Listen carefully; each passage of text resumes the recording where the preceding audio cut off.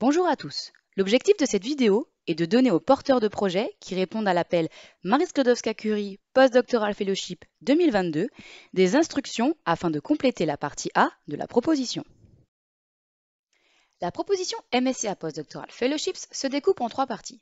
La partie A, la partie B1 et la partie B2.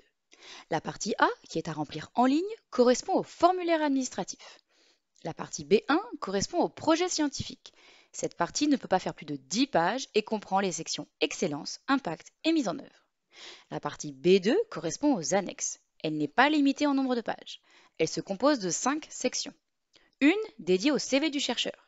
Même s'il n'y a pas de limite de pages pour la partie B2, il est conseillé d'avoir un CV d'une longueur maximum de 5 pages. Une concernant la capacité des organisations participantes, une dédiée à l'éthique et une autre dédiée au contrôle de la sécurité, et enfin, une permettant d'inclure les lettres d'engagement qui sont obligatoires pour les partenaires associés des phases allées de Global Postdoctoral Fellowships et ceux des Non-Academic Placements.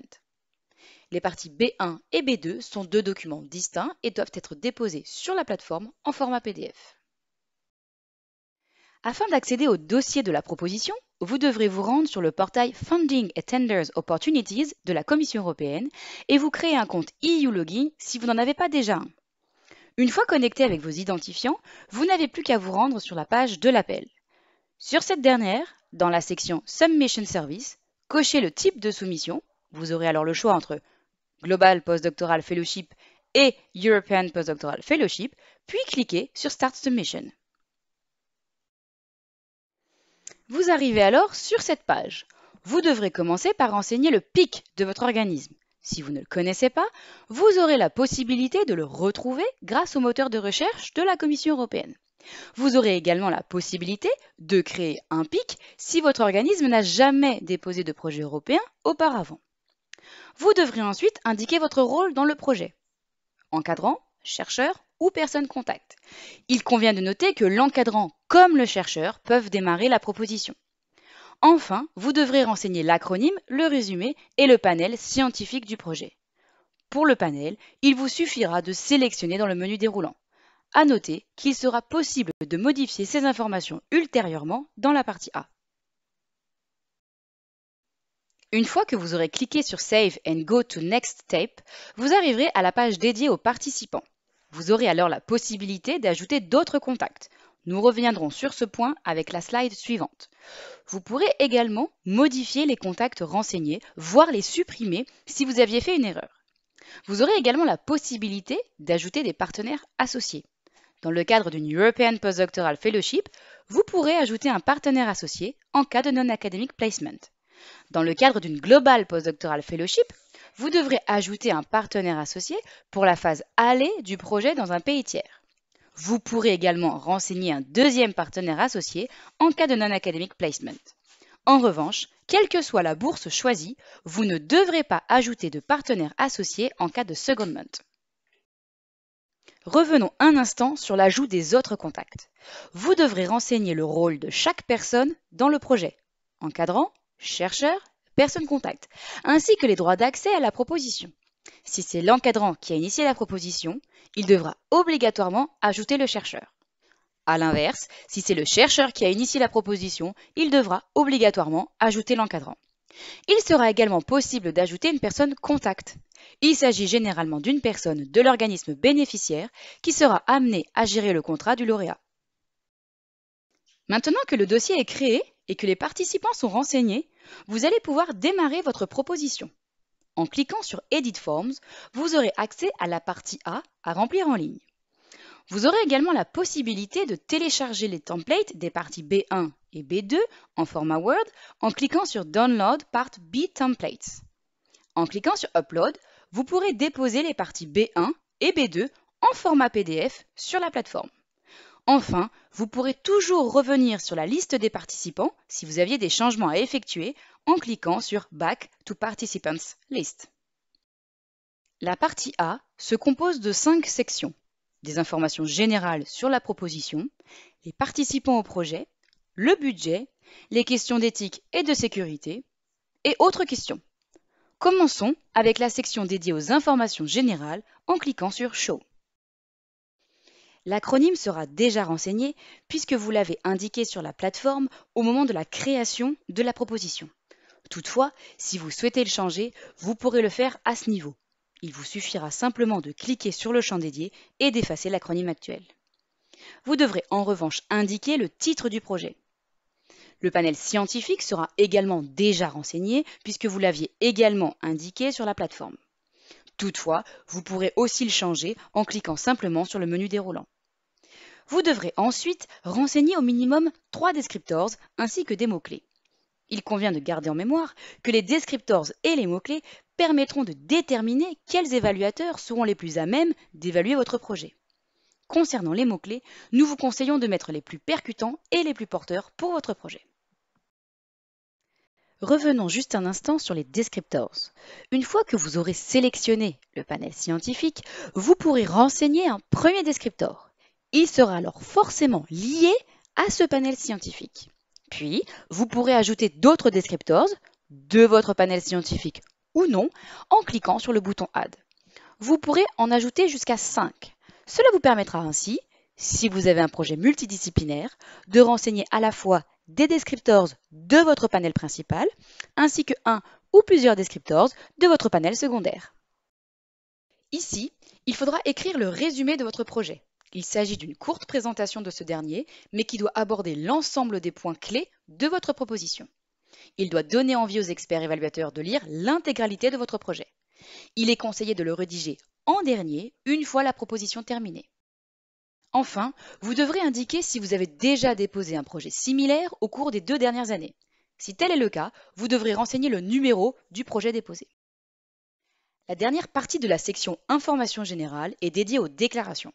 Vous devrez notamment certifier que vous avez le consentement des participants quant à leur participation au projet et au contenu de la proposition, que les informations déclarées dans cette proposition sont correctes et qu'aucune des activités du projet n'ont démarré avant la soumission de la proposition, que les participants respectent les critères de participation, qu'ils ont la capacité financière et opérationnelle pour mener à bien ce projet, etc. Passons maintenant à la section dédiée aux participants. Pour remplir les informations concernant votre établissement, cliquez sur Show Participant Details. Si vous avez dans votre projet des partenaires associés, le partenaire de la phase sortante d'une Global Fellowship ou un partenaire non académique qui accueille le placement, il faudra aussi remplir les informations les concernant. Certaines informations seront déjà présentes dans le formulaire. Elles sont associées au code PIC de votre établissement. Vous devez remplir les informations concernant le ou les départements impliqués dans le projet. Sous département, on entend une unité de recherche ou un département s'il s'agit d'une entreprise par exemple. Si vous êtes une petite structure et que vous n'êtes pas divisé en départements, cochez non applicable. Dans la partie suivante du formulaire, vous devez renseigner les informations administratives concernant l'encadrant. Ses noms, prénoms et adresses mail apparaîtront automatiquement lorsque vous lui donnerez accès au projet. Il ou elle pourra aussi se connecter et renseigner ces informations. Ensuite, renseignez les informations concernant le chercheur, le candidat postdoctoral. Des informations générales comme la date et le lieu de naissance, le pays de résidence, puis les informations concernant son employeur actuel, le contact et le cas échéant le numéro ORCID ainsi que d'autres numéros d'identification du chercheur dont il ou elle dispose. Si au moment de candidature le candidat n'a pas d'emploi, vous pouvez renseigner son adresse personnelle ou une autre adresse où on peut le joindre. Enfin, vous devez indiquer la date d'obtention de diplôme de doctorat. Si cette date arrive après la clôture de l'appel à projet, mais que la soutenance de thèse a eu lieu avant, le candidat reste éligible. Vous devrez dans ce cas-là indiquer la date de soutenance de thèse. Si la thèse a été soutenue il y a plus de 8 ans, comme sur cet exemple, pour prouver l'éligibilité du candidat, vous devez indiquer toutes les périodes qui ne sont pas considérées comme expérience de recherche à temps plein et peuvent ainsi être déduites de ce calcul pour allonger la fenêtre d'éligibilité du candidat.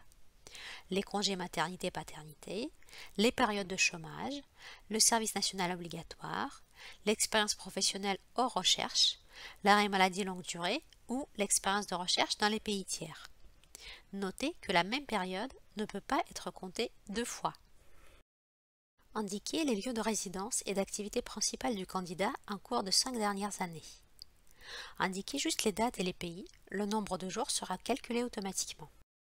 Vous devez ensuite cocher des cases pour renseigner le rôle de votre établissement dans le projet. Par exemple, recherche, formation, communication et diffusion, management de projet. Puis vous devez indiquer jusqu'à 5 publications pertinentes vis-à-vis de la thématique du projet, faites par l'encadrant, le candidat ou l'équipe du laboratoire d'accueil. Jusqu'à 5 projets, en lien avec les thématiques du projet actuel où l'établissement bénéficiaire participe ou a participé. Et enfin, jusqu'à 5 infrastructures ou équipements techniques majeurs dont l'établissement dispose et qui pourront être utilisés par le boursier dans le cadre de ce projet. Vous devez enfin indiquer si l'établissement a déjà mis en place un plan d'égalité de genre. Disposer d'un plan d'égalité de genre est un critère d'éligibilité pour toutes les entités publiques, établissements d'enseignement supérieur et organismes de recherche des États membres et des États associés. Si la proposition est retenue, la convention de subvention ne pourra pas être signée si l'établissement n'a pas mis en place un plan d'égalité de genre. Passons maintenant à la section dédiée au budget. Tout d'abord, il convient de noter que le budget est calculé automatiquement en fonction des informations renseignées. En effet, ce sont des sommes forfaitaires en personnes-mois qui seront versées. Quelle que soit la bourse choisie, vous devrez indiquer si vous êtes éligible à l'indemnité de famille. Pour y être éligible, vous devez être marié, pacsé ou avec un ou plusieurs enfants à charge. Si vous cliquez sur oui, alors la colonne dédiée sera complétée. Sinon, elle restera à 0. Ici, il s'agit d'un exemple pour une European Postdoctoral Fellowship. Vous devrez alors simplement renseigner la durée ainsi que le pays dans lequel se déroulera la bourse à l'aide des menus déroulants. Une fois les informations rentrées, la ligne de budget sera complétée automatiquement. Prenons maintenant l'exemple d'une European Postdoctoral Fellowship, mais avec un Non-Academic Placement en plus. Pour rappel, le Non-Academic Placement est optionnel. Il n'est pas obligatoire d'en inclure un dans une proposition. Il faut que cela soit pertinent et que cela apporte une plus-value significative pour le projet. Une fois encore, vous devrez renseigner si vous êtes éligible à l'indemnité de famille, ainsi que la durée et le pays dans lequel va se dérouler la bourse. Ensuite, toujours à l'aide des menus déroulants, vous devrez renseigner la durée ainsi que le pays dans lequel va se dérouler le Non-Academic Placement. Vous aurez alors 2 lignes de budget, une pour la durée de votre bourse et une pour la durée du Non-Academic Placement. À noter que, même si le Non-Academic Placement se déroule dans un autre pays que celui du bénéficiaire, le coefficient correcteur ne change pas. Pour finir, prenons l'exemple d'une Global Postdoctoral Fellowship avec un Non-Academic Placement. Vous devrez d'abord renseigner la durée de la phase aller, ainsi que le pays et le partenaire associé. Dans le menu déroulant du partenaire associé, vous retrouverez les organismes que vous aviez renseignés sur la plateforme. Vous devrez ensuite renseigner le pays de la phase retour. Enfin, vous devrez également renseigner la durée, le pays ainsi que le partenaire associé où va se dérouler le Non-Academic Placement à l'aide des menus déroulants. Si votre proposition ne comporte pas de Non-Academic Placement, dans ces cas-là, ce point ne vous sera pas demandé. Le budget sera alors calculé en conséquence. Il convient de noter que si le coefficient correcteur ne change pas pour un Non-Academic Placement, il change pour la phase aller de la bourse afin de tenir compte du niveau de vie du pays dans lequel le chercheur va se trouver durant au moins 12 mois. Passons à la section dédiée à l'éthique et à la sécurité. Dans cette section, vous aurez tout d'abord un questionnaire à remplir concernant les éventuelles questions éthiques liées à votre projet. Il y a 9 catégories de questions. Pour chaque question, vous devrez indiquer oui si votre projet est concerné par le point évoqué ou non si ce n'est pas le cas. Si vous indiquez oui, vous devrez renseigner la page de la partie B où ce point est évoqué pour la première fois.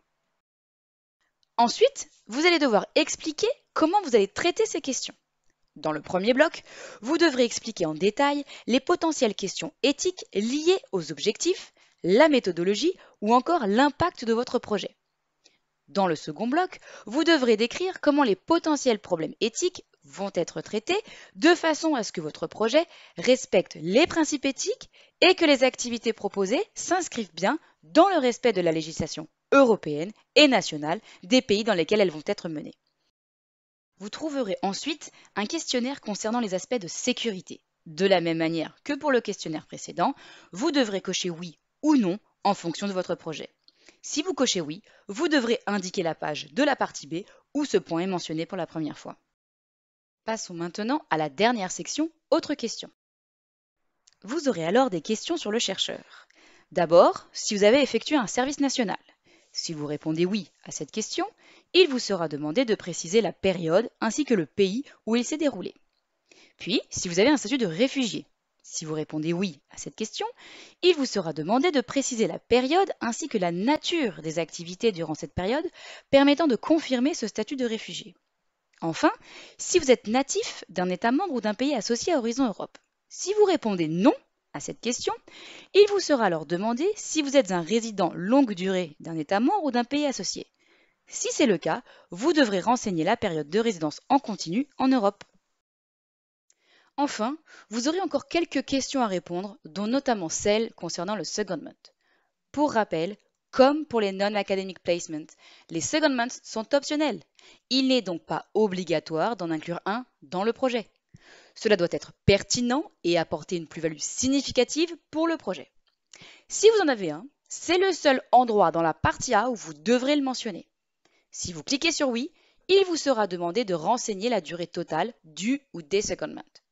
Pour rappel, c'est jusqu'à un tiers de la phase allée pour une Global Postdoctoral Fellowship et jusqu'à un tiers de la durée totale de la bourse pour une European Postdoctoral Fellowship. Une fois les 5 sections complétées, vous avez la possibilité de cliquer sur le bouton Validate Form afin de vous assurer que tout a été bien rempli. En cas d'erreur, vous aurez une alerte rouge sur le point concerné et cela bloquera le processus de soumission. Il est également possible que vous ayez des alertes de couleur orange. Toutefois, celles-ci n'empêcheront pas la soumission. Une fois les erreurs corrigées, vous pouvez sauvegarder votre partie A en cliquant sur le bouton Save Form. Pour toute question, vous pouvez toujours nous écrire à l'adresse qui s'affiche sur votre écran. Nous vous invitons également à consulter notre page sur le site Horizon Europe ainsi que notre page LinkedIn. Bonne chance à tous!